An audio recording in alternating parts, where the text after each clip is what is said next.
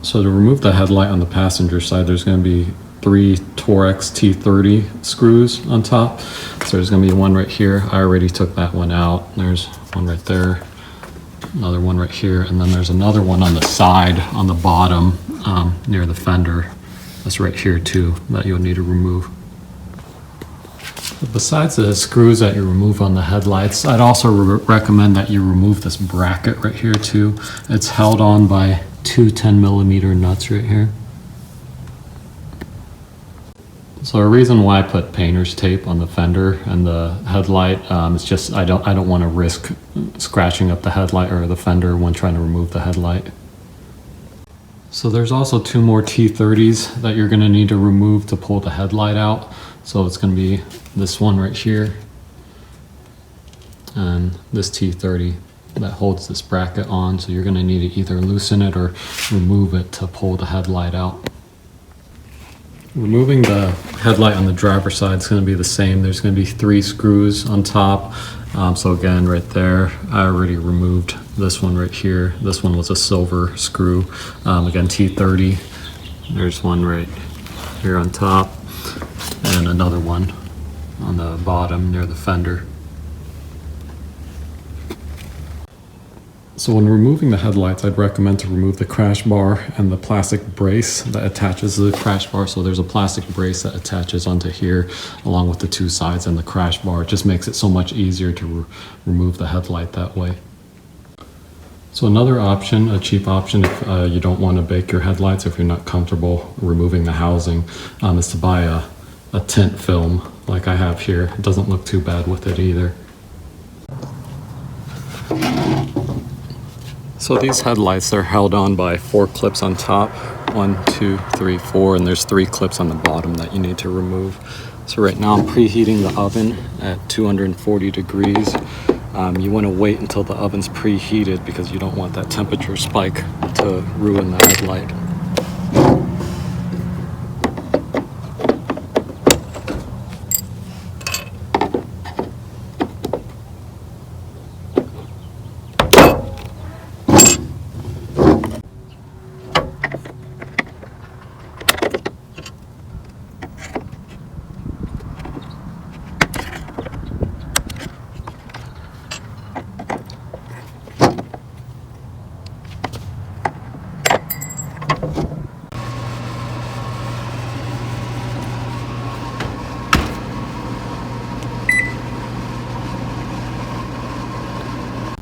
So I have the headlights in the oven baking for 240 degrees. I'll leave it in there for about 20 minutes. So have ready microfiber towels to lay the headlight on, along with some flathead screwdrivers and a spreader tool like a snap ring plier, so that way you can pry apart the headlights with.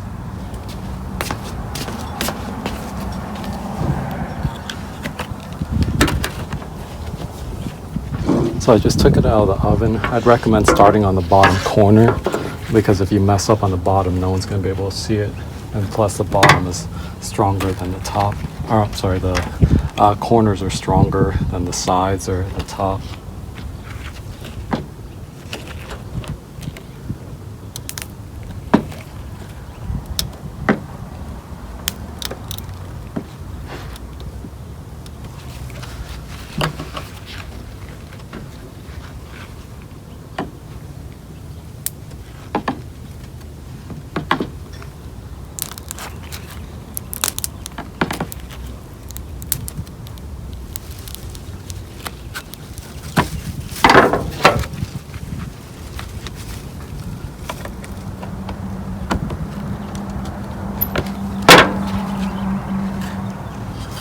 And as you're prying it away, clear out the glue too, just to make it a smooth surface.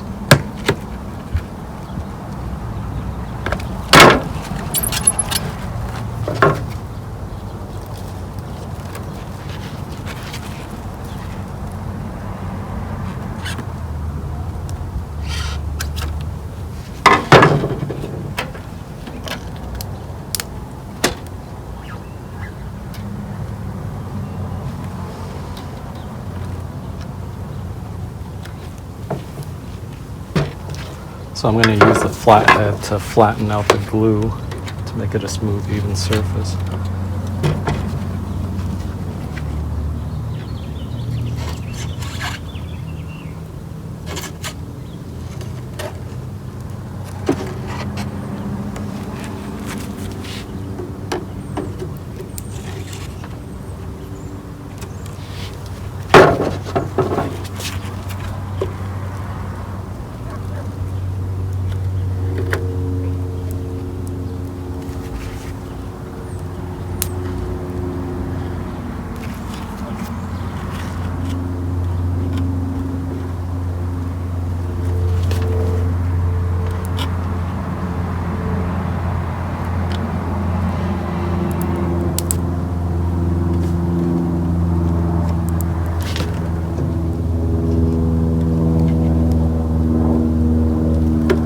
Try not to touch the inside of the headlight with any of the glue too, because it's pretty sticky.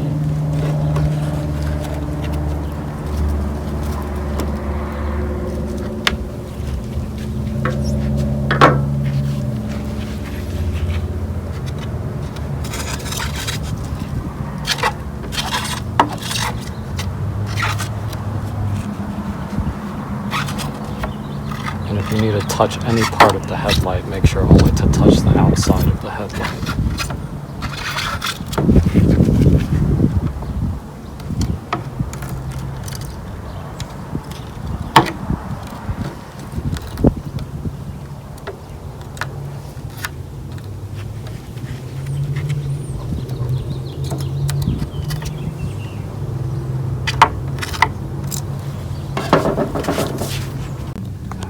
So I have some pick tools to pry apart the amber reflector. So with the amber reflector, there's no way for you to not break it because there's two tabs that go underneath. So there's a reflector and there's also a flat black plastic piece that goes underneath it.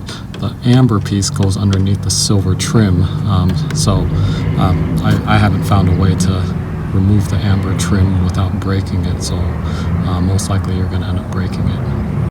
And when using any type of pick, or if you end up using a screwdriver, try not to touch any part of the bottom with the pick because it might leave some scratches underneath. So even if you decide to paint it, if you remove this amber reflector, you're going to see the scratches in the headlight when you put it back together. So here's what's underneath the amber reflector.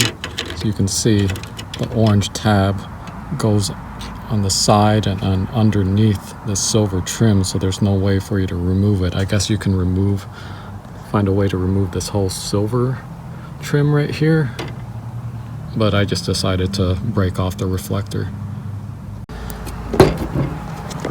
So now I'm going to paint this black piece right here with this spray paint, so that way it matches the top trim of the headlight.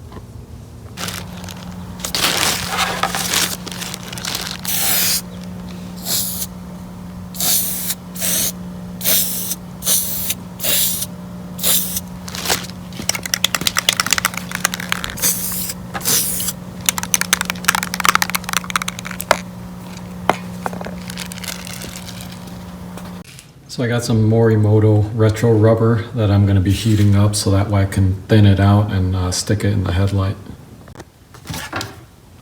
And try not to heat it up too much, otherwise it gets too gummy and hard to work with.